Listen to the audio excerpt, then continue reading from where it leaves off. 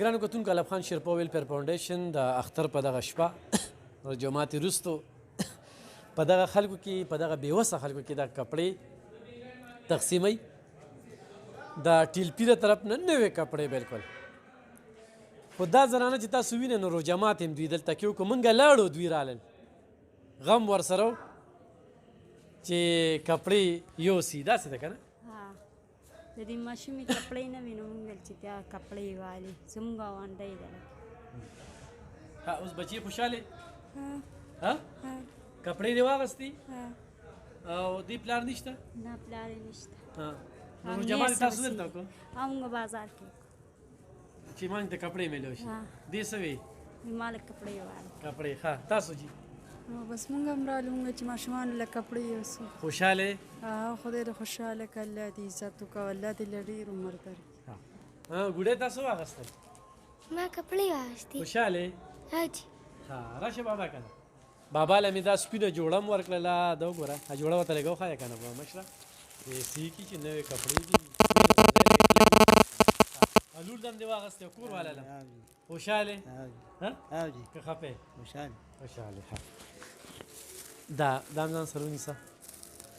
ګرانو کتونکو مونږ چې د خلکو له دوړه ورکولو دوی د سرکاري اوړه میلاو شوي دي خو چې دا اوړه په هغې کې دا پین اوړه دي چې دا په هغې کې دغه کې نو د دوی هغه اوړه چې کوم دی په ځای راشي داسې ده که نه نو انشاءالله دا سلسله مخ په وړاندې بوځو په خپلو دعاګانو کې مې یاد ساتئ او زموږ سره اوسئ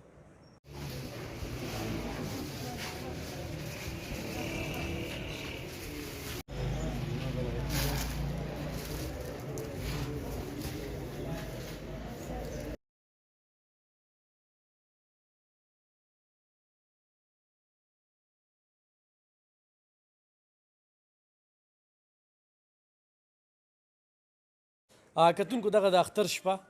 دغه زنانه ورسره درې لوریانې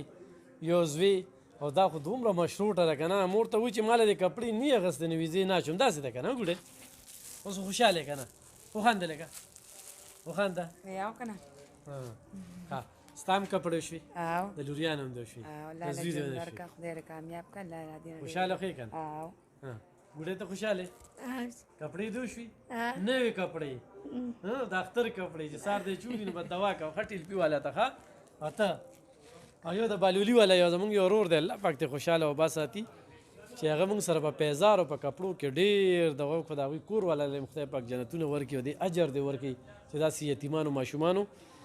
کپړې یوړې څومره وخت نه راځې روژه دې څنګه تېره شوه روژه مې ډېره ښکلې تېره شوه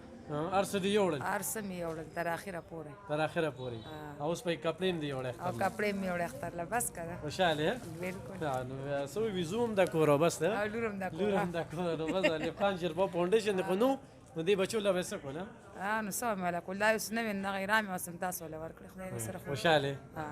د دې اووه بچي دي ښه دا ځان سره وکړي وړم والا چې سرکاري وړو کې ګډې